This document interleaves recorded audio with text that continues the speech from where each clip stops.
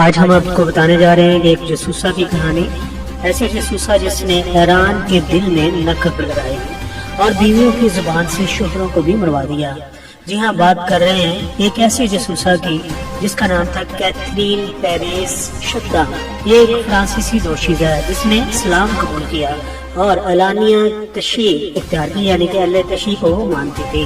اس نے ایرانی انقلاب کی تحریک کی، ولایت فقیہ کی حمایت کی، یہاں تک کہ اس کے مضامین ایران کے رہبر اعلیٰ آیت اللہ خامنئی کی ویب سائٹ پر بھی شائع ہونے لگے، یعنی کہ وہ اتنی پاپولر ہو گئی۔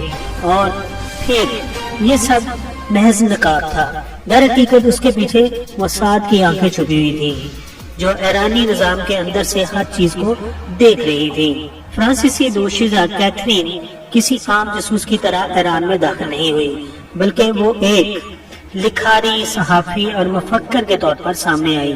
اس نے سیاستدانوں سے ملاقاتیں کرنی شروع کر دیں، پاسداران نے انقلاب کے ساتھ بیٹھ کے جمائی، ابراہیم رئیس سے وہ ملی اور صحافتی تحقیق کے پردے میں حساس علاقوں کا دورہ بھی کیا۔ مگر سب سے خطرناک محاذ تھا خواتین کے نجی محفلوں میں جانا۔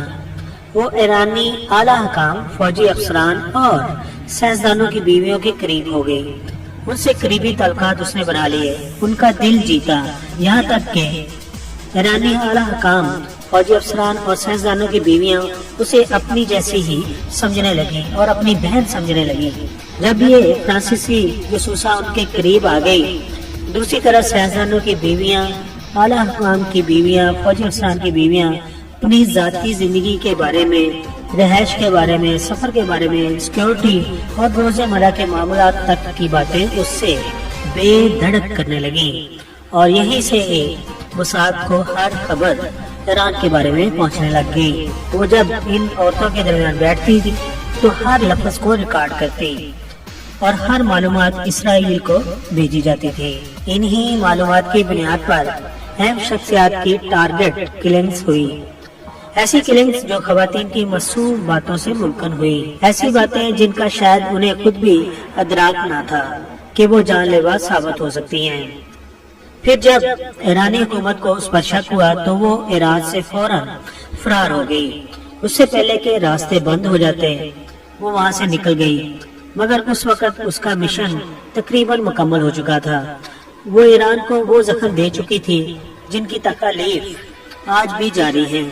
دوسری طرف اسرائیل اب تک ان معلومات کی بنیاد پر خفیہ اور مہلک کارروائیوں کے ذریعے ایران کو تباہ کر رہا ہے جو کیتھرین نے ایران کے ایوانوں اور گھروں سے حاصل کی۔ یہ صرف ایک جاسوسی کی داستان نہیں، بلکہ ایک ریاستی سیکیورٹی کی زبردست ناکامی کا بھی ایک ثبوت ہے۔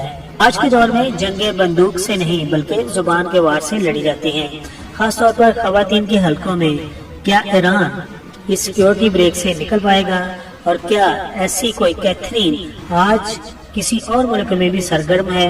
یقیناً ہمارے ملک کے اندر بھی جو اعلیٰ عہدیدار ہیں، جو فوجی افسر ہیں اور سائنسدان کی بیویوں سے اگر کوئی پرائی عورت ملتی ہے، اسپیشلی دوسرے ملک کی، اور ان کے ساتھ گل مل جاتی ہے تو اس پر نظر رکھنی چاہیے اور انٹیلیجنس کو پتہ لگانا چاہیے کہ اس کے کیا کیا ٹارگٹ ہیں۔